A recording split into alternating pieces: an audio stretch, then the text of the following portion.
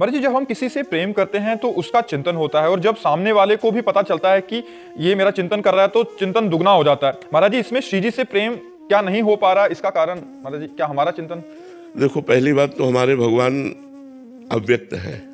अव्यक्त माने दिखाई नहीं दे रहे। जो दिखाई नहीं दे रहा उससे प्रेम करना थोड़ा कठिन होता है। हमने कहा, हे प्रभु मैं आपको प्यार करता हूँ, हमारे यहीं बैठे हुए हैं, हृदय में हमारी बात समझ रहे हैं। ये हमें विश्वास करना होगा जो हमारी बात सुन रहे हैं। दूसरी बात, भगवान की रूप की, लीला की, गुण की, बल की हम महिमा सुने। भगवान की कथा सुनने से भगवान में बहुत प्रेम होता है। भक्तों के चरित्र सुनने से भगवान में बहुत प्रेम होता है। दो बातें पकड़े, भक्तों के चरित्र पढ़ें, सुने, भगवान के चरित्र पढ़ें और सुने। तीसरी बात, नाम जप करें। तो जब हम प्रभु का चिंतन करते हैं तो प्रभु आनंद स्वरूप है।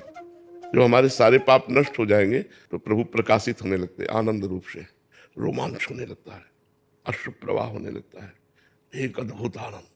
बस उसी आनंद के लोभ में हमारा अनन्य चिंतन होने लगता है, ज्यादा भजन होने लगता है। उसी भजन से हमारा भगवान से प्रेम, और जे ही भगवान की रूप माधुरी आई, खत्म, फिर तो संसार लायक नहीं रह जाता। भगवान उसके हृदय में बैठकर संसार का कार्य करते हैं। वो तो भगवान के रूप में रूप छके घूमत रहे, तन को तनिक न भान, नारायण दृग जल बहाए, यह है प्रेम पहचान। ये उसके अंदर की दशा हो जाती है। भगवान की मंगल मूर्ति सामने है और उसी रूप का पान करके अश्रु प्रवाह हो रहा है, गदगद कंठ है, हृदय द्रवित हो रहा है। ये लक्षण प्रेम के उसके अंदर जागृत हो जाते हैं। बाबा, जैसे हम नाम जप करते हैं और जैसे दिन में, जैसे आपने बताया 50,000 60,000 नाम जप हमें करना है, जैसे हम नाम जप जितने कर लेते हैं उसके बाद हम श्री जी से यही प्रार्थना करते हैं कि हमारा प्रेम और हमारे हृदय में चित सिर्फ हमारे गुरुदेव भगवान आपका और श्री जी का बने रहे, और इसमें और प्रेम में हमें ऊंचाई दिखाई दे। हाँ। तो बाबा, केवल नाम जप और लीला गायन सुनने से, भक्तों का चरित्र पढ़ने से हम इसमें आगे बढ़ जाएंगे? बिल्कुल बिल्कुल, बस इसमें परहेज ठीक होना चाहिए। तो हमारी बात समझ रहे हो ना? अभी पहले इस बात को गंभीरता में लीजिए। परहेज ठीक होना चाहिए। दवा बहुत जोर की है, परहेज सही होना चाहिए।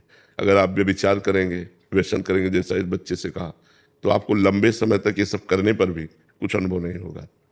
अगर आप उसे रोक देंगे, गंदे आचरण नहीं करेंगे, तो कुछ ही दिनों में आपको आनंद का प्रलोभन आ जाएगा। वो घसीटेगा आपको। ये भजन पकड़ता है, जैसे आप भजन को पकड़ते हो, राधा राधा राधा, फिर ये आपको पकड़ेगा, आपको प्रलोभन देगा, आपको नहीं। हम लोगों का जीवन जैसे बचपन से बाबा जी रहे, तो बहुत सी समस्याएं जीवन में आई। तो जहाँ समस्याएं आई वहाँ भगवान ने घसीटा है, भगवान ने आकर्षण किया। जहाँ हम थके तो भगवान ने आकर्षण किया, फिर एक नया उत्साह आया, फिर नया। नहीं तो पूरा जीवन बड़ा कष्ट में जीवन है। संत का